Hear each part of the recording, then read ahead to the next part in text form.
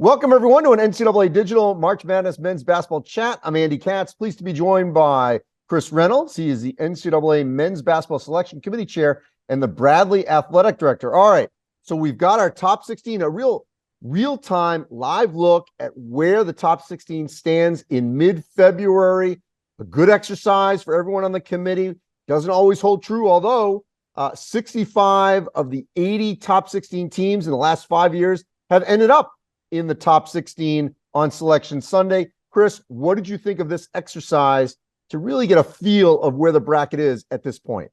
Well, first of all, thank you for having me, Andy. And, the exercise was interesting. We spent this past week in Indianapolis, and we were in the room for 3 or 4 days, and it was different this time. And the reason why it was different, in years past, there's been 2, 3, or 4 teams that have really separated themselves in a very tangible way from the pack. This year, certainly the teams on the number 1 seed line, they earned the right to be on that seed line.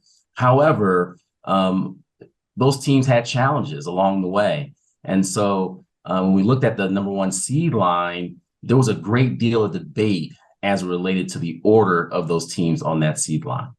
And the order ended up being Alabama 1 in Louisville region, 2 Houston in the Kansas City region in the Midwest, 3 Purdue in the East in New York City, and 4 Kansas in Las Vegas in the West. Also in that West group at a 3 seed was Kansas State. So a natural question would be, wait a minute, there's a Kansas City region, Kansas State are out West. Maybe just educate people about how that plays out, where the committee doesn't necessarily have to always put a top team in the closest region that on the outside might make sense, but doesn't maybe follow the principles. Absolutely. So we bracket based upon how teams appear on the seed list. And so Kansas was number 4. And so the other schools, they get preference based upon geography. And so you mentioned the regions. Kansas was the 4th team to be put on the bracket. And so they were put in the only place they could be placed, which was out West after we bracketed the first 3 teams. Kansas State on the 3 seed line, they were the last team on the 3 seed line. They were bracketed last as well. And so it just happened to fall that way that they're sent out West as well with Kansas. 5 Big 12 teams. There's still a lot of the season left in the Big 12. But at this point, how hard was it to differentiate among the 5?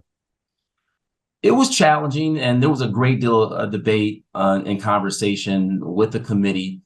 Certainly, the Big 12 conference is having a great year, but we look at schools individually on their own merit. And based upon what those teams did in the non-conference season, they earned their right in the top 16. The 2 line had Texas, Arizona, Baylor, and UCLA. How much discussion was there of any of the 2s moving up to the 1? Not much. I mean, the top 4 teams were pretty solid. Kansas, they've already beaten Texas. And so really when it came to conversations about the top seed line, we were really locked in on those 4 teams. It was just a matter of who would be 1, 2, 3, or 4. 5 through 9, there were razor differences between those teams. But there was really no strong consideration of moving any of those teams on the 2 seed line to the 1st seed line. And that 3 line was Tennessee, Virginia, Iowa State, Kansas State. The 4 line, Indiana, Marquette, Gonzaga, and Xavier. And then in alphabetical order, the 4 teams on the outside looking in, Creighton, Miami, St. Mary's, and UConn.